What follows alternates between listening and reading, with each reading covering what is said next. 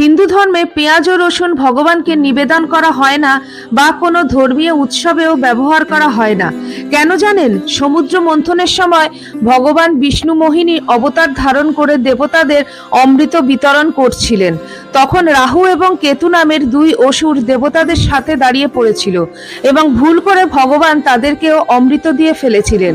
কিন্তু যখনই ভগবান এই বিষয় জানতে পারেন, তখনই তিনি উভয় রাক্ষসের মস্তক কেটে ফেলেন। তখন অমৃত তাদের মুখে ছিল, গলা পর্যন্ত যায়নি, তাই তাদের দেহ ধ্বংস হয়ে গেলেও মস্তক অমর হয়ে যায়। তাদের মস্তক কেটে দেওয়ায় কিছু অমৃতের ফোঁটা পেটে না গিয়ে মাটিতে পড়ে। সেখান থেকেই রসুন ও পেঁয়াজ গাছ জন্মায়। এই কারণে রসুন এবং পেঁয়াজকে অমৃত হিসাবে বিবেচনা করা হয় এবং বিভিন্ন রোগ ঠিক করতে ব্যবহার করা হয়, কিন্তু কখনোই ভগবানের কাছে দেওয়া হয় না, কারণ পেঁয়াজ ও রসুন সৃষ্টি হয়েছে রাক্ষসের মুখ থেকে।